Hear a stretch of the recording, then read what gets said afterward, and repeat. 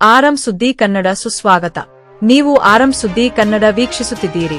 ಚುನಾವಣಾ ಆಯೋಗ ಬಿಜೆಪಿಯ ಶಾಖಾ ಕಚೇರಿ ಆಗಿದೆ. ಸಿಎಂ ಸಿದ್ದರಾಮಯ್ಯ, ರಾಹುಲ್ ಗಾಂಧಿಯಿಂದ ಪ್ರಜಾಪ್ರಭುತ್ವ ಮತ್ತು ಸಂವಿಧಾನ ರಕ್ಷಣೆಗೆ ಚಳವಳಿ ಆರಂಭವಾಗಿದೆ. ಬೆಂಗಳೂರು ಲೋಕಸಭಾ ಚುನಾವಣೆಯಲ್ಲಿ ಮತಗಳ್ಳತನ ಆಗಿರುವ ಹಿನ್ನೆಲೆಯಲ್ಲಿ ನರೇಂದ್ರ ಮೋದಿಗೆ ಪ್ರಧಾನಿ ಕುರ್ಚಿಯಲ್ಲಿ ಕೂರುವ ನೈತಿಕ ಹಕ್ಕಿಲ್ಲ. ಈ ಕೂಡಲೇ ರಾಜೀನಾಮೆ ನೀಡಬೇಕು ಎಂದು ಆಗ್ರಹಿಸಿದರು. ಲೋಕಸಭಾ ಚುನಾವಣೆಯಲ್ಲಿ ನಡೆದ ಚುನಾವಣಾ ಅಕ್ರಮ ಮತ್ತು ಮತಗಳ್ಳತನ ವಿರೋಧಿಸಿ ಫ್ರೀಡಂ ಪಾರ್ಕ್ನಲ್ಲಿ ರಾಹುಲ್ ಗಾಂಧಿ ನೇತೃತ್ವದಲ್ಲಿ ನಡೆದ ಬೃಹತ್ ಪ್ರತಿಭಟನಾ ಸಮಾವೇಶದಲ್ಲಿ ಮಾತನಾಡಿದರು. ಪ್ರತಿಭಟನಾ ಅಭಿಯಾನ ಇಡೀ ದೇಶಾದ್ಯಂತ ವ್ಯಾಪಿಸಲಿದೆ. ರಾಹುಲ್ ಗಾಂಧಿಯವರು ಸಂಪೂರ್ಣವಾಗಿ ಅಧ್ಯಯನ ಮಾಡಿ, ಮತದಾನದ ಅಂಕಿಅಂಶಗಳನ್ನು ಸಂಗ್ರಹಿಸಿ, ವಿಶ್ಲೇಷಣೆ ಮಾಡಿ, ದಾಖಲೆಗಳ ಸಮೇತ ದೇಶದ ಜನರ ಮುಂದೆ ಇಟ್ಟಿದ್ದಾರೆ ಎಂದು ವಿವರಿಸಿದರು. ಚುನಾವಣಾ ಆಯೋಗ ಸಂವಿಧಾನದ ಅಡಿಯಲ್ಲಿ ನ್ಯಾಯಬದ್ಧವಾಗಿ ನಡೆದುಕೊಳ್ಳಬೇಕು. ಸಂವಿಧಾನ ಕೊಟ್ಟಿರುವ ಮತದಾನದ ಮೂಲಭೂತ ಹಕ್ಕನ್ನು ಯಾರೂ ಕಿತ್ತುಕೊಳ್ಳಲು ಸಾಧ್ಯವಿಲ್ಲ. ಅದಕ್ಕೆ ದೇಶದ ಜನತೆ ಅವಕಾಶ ಕೊಡುವುದಿಲ್ಲ ಎಂದರು. ಈ ಸಭೆಯ ಉದ್ದೇಶವನ್ನು ಪ್ರಸ್ತಾಪ ಮಾಡಿ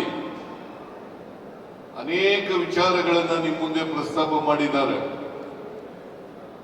ಹಾಗಾಗಿ ನಾನು ಹೆಚ್ಚು ಮಾತನಾಡಲಿಕ್ಕೆ ಹೋಗಲ್ಲ. ಈ ಪ್ರತಿಭಟನಾ ರ್ಯಾಲಿ ಕರ್ನಾಟಕದಿಂದ ಪ್ರಾರಂಭ ಆಗಿದೆ, ಬೆಂಗಳೂರಿನಿಂದ ಪ್ರಾರಂಭ ಆಗಿದೆ. ಈಗಾಗಲೇ ರಾಹುಲ್ ಗಾಂಧಿ ಅವರು ಈ ಹೋರಾಟವನ್ನ ಕೈಗೆತ್ತಿಕೊಂಡು ನಿನ್ನೆ ನೀವೆಲ್ಲ ನೋಡಿರ್ಬಹುದು, ಅವರು ಪತ್ರಿಕಾ ಸಂದರ್ಶನವನ್ನ ಮಾಡಿ ಅನೇಕ ವಿಚಾರಗಳನ್ನ ಹೇಳಿದ್ದಾರೆ. ಈ ವಿಚಾರಗಳನ್ನ ಹೇಳುವಾಗ ಕೇವಲ ಒಬ್ಬ ರಾಜಕಾರಣಿಯಾಗಿ ಮಾಡ್ತಕ್ಕಂಥ ಆಪಾದನೆಗಳಲ್ಲ, ಅವರು ಇದ್ರ ಬಗ್ಗೆ ಸಂಪೂರ್ಣವಾಗಿ ಅಧ್ಯಯನ ಮಾಡಿ ಸಾಕ್ಷ್ಯಾಧಾರಗಳನ್ನ ಇಟ್ಕೊಂಡು ಮುಂದೆ ಪ್ರಸ್ತಾಪ ಮಾಡಿದ್ದಾರೆ. ಈಗ ನಮ್ಮ ಸಂವಿಧಾನ ಇದೆಯಲ್ಲ, ಪ್ರಜಾಪ್ರಭುತ್ವವನ್ನು ನಾವು ಒಪ್ಕೊಂಡಿದ್ದೀವಿ, ಸಂವಿಧಾನವನ್ನು ರಚನೆ ಮಾಡ್ಕೊಂಡಿದ್ದೀವಿ. ಈ ದೇಶಕ್ಕೆ ಬೇಕಾದಂತ ಸಂವಿಧಾನ, ನಮ್ಮ ಸಮಾಜಕ್ಕೆ ಬೇಕಾದಂತ ಸಂವಿಧಾನವನ್ನು ರಚನೆ ಮಾಡ್ಕೊಂಡಿದ್ದೀವಿ. ಸಂವಿಧಾನ ಬಂದ ಮೇಲೆ, ಜಾರಿಯಾದ ಮೇಲೆ ಒಬ್ಬ ವ್ಯಕ್ತಿಗೆ ಒಂದು ಓಟು, ಒಬ್ಬ ವ್ಯಕ್ತಿಗೆ ಒಂದು ಓಟು. ಅದು ಪುರುಷ ಆಗಿರ್ಲಿ, ಮಹಿಳೆಯಾಗಿರ್ಲಿ, ಶ್ರೀಮಂತ ಆಗಿರ್ಲಿ, ಬಡವ ಆಗಿರ್ಲಿ, ರಾಷ್ಟ್ರಾಧ್ಯಕ್ಷರಾಗಿರ್ಲಿ ಅಥವಾ 4ನೇ ದರ್ಜೆ ನೌಕರರಾಗಿರ್ಲಿ, ಎಲ್ಲರಿಗೂ ಒಂದೇ ಓಟು.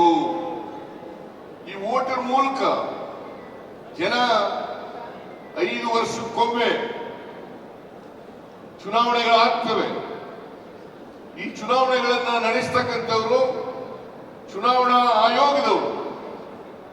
ಚುನಾವಣಾ ಆಯೋಗ ಸಂವಿಧಾನ ರೀತಿಯ ನಡೆಸಬೇಕಾಗ್ತದೆ. ಯಾವುದೇ ಕಾರಣಕ್ಕೆ ನ್ಯಾಯಸಮ್ಮತವಾದಂಥ ಚುನಾವಣೆಗಳನ್ನು ಮಾಡಿ ಯಾರು ಬಹುಮತವನ್ನು ಗಳಿಸ್ತಾರೆ ಕಾನೂನು ರೀತಿಯ, ಅವರಿಗೆ ಅಧಿಕಾರವನ್ನ ಸಿಗ್ತಕ್ಕಂಥದ್ದು ಪ್ರಜಾಪ್ರಭುತ್ವದ ಮೂಲ ತತ್ವ. ಆದ್ರಿಂದ ಈ ವೋಟಿಂಗ್ ರೈಟ್ ಇದೆಯಲ್ಲ, ಈ ವೋಟಿಂಗ್ ರೈಟ್ ಸಂವಿಧಾನ ಕೊಟ್ಟಿರ್ತಕ್ಕಂಥದ್ದು, ನಮಗೆ ಸಂವಿಧಾನ ಕೊಟ್ಟಿರ್ತಕ್ಕಂಥದ್ದು.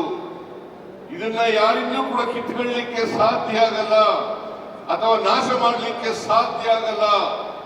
ಇದು ಮೂಲಭೂತವಾದಂತಹ ಹಕ್ಕು ಅಂತಕ್ಕಂಥದ್ದನ್ನು ನಾವೆಲ್ಲರೂ ಕೂಡ ಅರ್ಥ ಮಾಡ್ಕೋಬೇಕಾಗ್ತದೆ. ಅದಕ್ಕೋಸ್ಕರ ನಾವು ಇದನ್ನ ಬಹಳ ಎಚ್ಚರಿಕೆಯಿಂದ ಚುನಾವಣೆಗಳನ್ನು ಮಾಡಬೇಕು.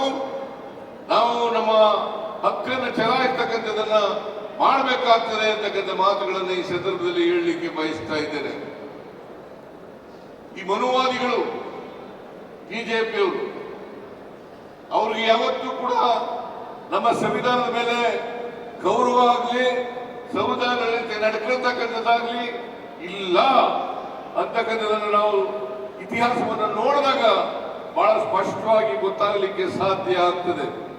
ಈ ಸಂವಿಧಾನ ರಚನೆಯಾಗಿ ಬಾಬಾ ಸಾಹೇಬ್ ಅಂಬೇಡ್ಕರ್ ಅವರು ಈ ಸಂವಿಧಾನವನ್ನು ಮಾಡಿದ್ರು. ಮಹಾತ್ಮ ಗಾಂಧೀಜಿಯವರ ನೇತೃತ್ವದಲ್ಲಿ ಈ ದೇಶಕ್ಕೆ ಸ್ವಾತಂತ್ರ್ಯ ಬಂತು. ಸ್ವಾತಂತ್ರ್ಯ ಬಂದ ಮೇಲೆ ಸಂವಿಧಾನ ರಚನೆಯಾದದ್ದು. ಇದನ್ನ ನಾವು ಅರ್ಥ ಮಾಡ್ಕೋಬೇಕಾಗ್ತದೆ. ಆದ್ರಿಂದ ಈ ಮತ ಹಕ್ಕಿದೆಯಲ್ಲ, ಈ ಮತ ಹಕ್ಕನ್ನ ಯಾರಿಗೂ ಕೂಡ ಕಸಿಕೊಳ್ತಕ್ಕಂಥದ್ದಾಗ್ಲಿ, ನಾಶ ಮಾಡ್ತಕ್ಕಂಥದ್ದಾಗ್ಲಿ, ಅಥವಾ ಇನ್ನೊಬ್ರು ಇದನ್ನ ಪರಿಗಣಿಸ್ತಕ್ಕಂಥದ್ದಾಗ್ಲಿ, ಮತ ಹಾಕ್ತಕ್ಕಂಥದ್ದಾಗ್ಲಿ ಆಗ್ಲಿಕ್ಕೆ ಸಾಧ್ಯ ಇಲ್ಲ. ಇದನ್ನ ನಾವೆಲ್ಲರೂ ಕೂಡ ಅರ್ಥ ಮಾಡ್ಕೊಂಡಿದ್ದೀವಿ ಅಂತಕ್ಕಂಥದ್ದು ನನ್ನ ಭಾವನೆ. ಅದರಿಂದ ಮನುವಾದಿಗಳು ಈ ವೋಟಿಂಗ್ ಪ್ಯಾಟರ್ನ್ನೇ, ಈ ಮೂಲಭೂತ ಹಕ್ಕನ್ನೇ ಕಸಿದುಕೊಳ್ತಕ್ಕಂಥ ಪ್ರಯತ್ನವನ್ನು ಮಾಡ್ತಾ ಇದ್ದಾರೆ. ಅದರಿಂದ ರಾಹುಲ್ ಗಾಂಧಿ ಅವರು ಇವತ್ತು ಅಧ್ಯಯನವನ್ನು ಮಾಡಿ ಈ ಬೆಂಗಳೂರು ಸೆಂಟ್ರಲ್ ಲೋಕಸಭಾ ಕ್ಷೇತ್ರ, ಅದರಲ್ಲಿ ಒಂದು ಮಹದೇವಪುರ ಅಂತ ಹೇಳಿ ವಿಧಾನಸಭಾ ಕ್ಷೇತ್ರ ಬರ್ತದೆ. ಆ ಮಹದೇವಪುರ ವಿಧಾನಸಭಾ ಕ್ಷೇತ್ರದಲ್ಲಿ ನಾವು ಅಲ್ಲಿವರೆಗೆ ಎಲ್ಲ ಕ್ಷೇತ್ರಗಳಲ್ಲೂ ಕೂಡ ಮುಂದೆ ಇದ್ದು, ಮಹದೇವಪುರ ವಿಧಾನಸಭಾ ಕ್ಷೇತ್ರಕ್ಕೆ ಬಂದಾಗ ನಾವು 1 ಲಕ್ಷ ಚಿಲ್ಲರೆಯಿಂದ ನಾವು ಮತ ಗಳಿಕೆಯಲ್ಲಿ ಕಡಿಮೆ ಆಗ್ತೇವೆ. ಅವರು 1 ಲಕ್ಷಕ್ಕಿಂತ ಹೆಚ್ಚು ಮತಗಳನ್ನ ಅಲ್ಲಿ ಪಡ್ಕೊಳ್ಳಿಕ್ಕೆ ಸಾಧ್ಯ ಆಗ್ತದೆ. ಈ ತರ ಇಡೀ ದೇಶದಲ್ಲಿ ಹೀಗಾಗಿದೆ. ಯಾವತ್ತೂ ಕೂಡ ಈಗ ಕರ್ನಾಟಕ ಉದಾಹರಣೆಗೆ ನಾವು ತಗೊಂಡ್ರೆ, ಯಾವತ್ತೂ ಕೂಡ ಭಾರತೀಯ ಜನತಾ ಪಕ್ಷದವರು 2018 ಇರ್ಬೋದು, 2018 ಇರ್ಬೋದು, 2019 ಇರ್ಬೋದು, ಯಾವಾಗಲೂ ಕೂಡ ಬಹುಮತವನ್ನ ಪಡ್ಕೊಂಡಿಲ್ಲ. 2018ರಲ್ಲಿ ಹಿಂಭಾಗದಿಂದ ಅಧಿಕಾರಕ್ಕೆ ಬಂದರು, ಆಪರೇಷನ್ ಕಮಲವನ್ನು ಮಾಡಿದ್ರು. 2018ರಲ್ಲಿ ಮತ್ತೆ ಆಪರೇಷನ್ ಕಮಲವನ್ನು ಮಾಡಿದ್ರು. ಮತ್ತೆ ಲೋಕಸಭೆಯಲ್ಲೂ ಕೂಡ ಮತ ಕದೀಲಿಕ್ಕೆ ಪ್ರಯತ್ನವನ್ನ ಮಾಡಿದ್ರು. ಹಾಗಾಗಿ ನಮಗೆ ಇಂಟರ್ನಲ್ ಸರ್ವೆ ಪ್ರಕಾರ ನಮಗೆ ಕಳೆದ 2024ರಲ್ಲಿ 16 ಸ್ಥಾನಗಳನ್ನು ಗೆಲ್ಲಬೇಕಾಗಿತ್ತು. ನಾವು ಬರೀ 9 ಸ್ಥಾನಗಳನ್ನು ಗೆಲ್ಲಲಿಕ್ಕೆ ಸಾಧ್ಯ ಆಯಿತು. ಇದು ಕಾರಣ ಏಕಪ್ಪ ಅಂತಂದ್ರೆ 7 ಕ್ಷೇತ್ರಗಳಲ್ಲಿ ಮತಗಳನ್ನ ಕದೀತಕ್ಕಂಥ ಕೆಲಸವನ್ನ ಮಾಡಿದ್ರು. ಈಗಾಗಲೇ ರಾಹುಲ್ ಗಾಂಧಿ ಅವರು ನಿಮಗೆ ಯಾವ್ಯಾವ ರೀತಿಯಲ್ಲಿ ಮತವನ್ನ ಕದೀಲಿಕ್ಕೆ ಸಾಧ್ಯ ಆಗ್ತದೆ, ಮಹದೇವಪುರ ವಿಧಾನಸಭಾ ಕ್ಷೇತ್ರದಲ್ಲಿ ಯಾವ ರೀತಿ ಮತವನ್ನ ಕದ್ದಿದ್ದಾರೆ ಅಂತಕ್ಕಂಥದನ್ನ ಪ್ರಸ್ತಾಪ ಮಾಡಿದ್ದಾರೆ. ನಾನು ಅದನ್ನು ಮತ್ತೆ ಮಾಡ್ಲಿಕ್ಕೆ ಹೋಗೋದಿಲ್ಲ. ಅದರಿಂದ ಭಾರತೀಯ ಜನತಾ ಪಕ್ಷದವರು ಕರ್ನಾಟಕದಲ್ಲಿ ಯಾವತ್ತೂ ಕೂಡ ಜನರ ಆಶೀರ್ವಾದದಿಂದ ಅಧಿಕಾರಕ್ಕೆ ಬಂದಿಲ್ಲ.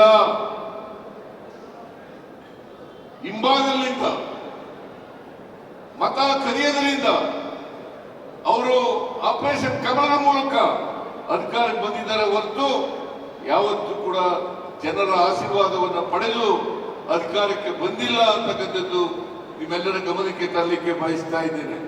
ಅದರಿಂದ ಇವತ್ತು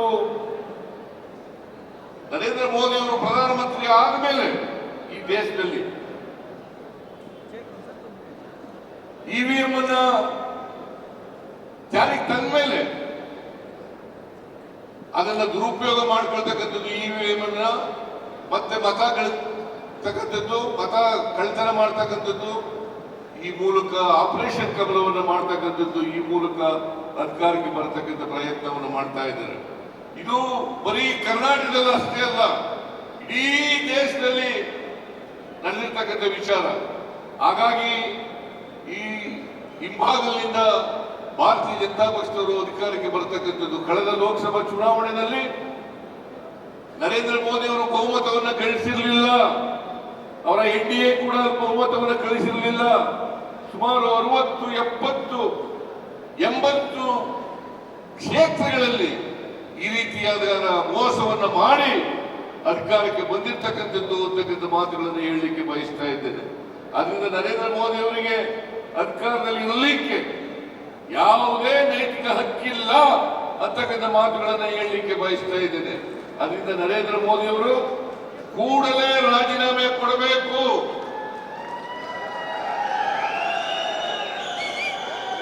ಕೂಡಲೇ ರಾಜೀನಾಮೆಯನ್ನು ಕೊಟ್ಟು ಮತ್ತೆ ಚುನಾವಣೆಯನ್ನು ಎದುರಿಸಿ ಸಂವಿಧಾನಬದ್ಧವಾಗಿ ಯಾವುದೇ ಮೋಸವನ್ನು ಮಾಡದೆ ತಂತ್ರಗಾರಿಕೆಯನ್ನು ಮಾಡದೇನೆ ಎದ್ದು ಬಂದ್ರೆ ಜನರ ಆಶೀರ್ವಾದ ಯಾರು ಇರ್ತದೆ ಅವರು ಮಾತ್ರ ಅಧಿಕಾರದಲ್ಲಿ ಇರಲಿಕ್ಕೆ ಸಾಧ್ಯ ಆಗ್ತದೆ. ಈ ಎಲೆಕ್ಷನ್ ಚುನಾವಣಾ ಆಯೋಗ ಇದೆಯಲ್ಲ, ಅದು ಒಂದು ಬಿಜೆಪಿಯ ಬ್ರಾಂಚ್ ಆಫೀಸ್ ತರ ಕೆಲಸ ಮಾಡಲಿಕ್ಕೆ ಪ್ರಾರಂಭ ಮಾಡಿದೆ. ಬಿಜೆಪಿಯ ಬ್ರಾಂಚ್ ಆಫೀಸ್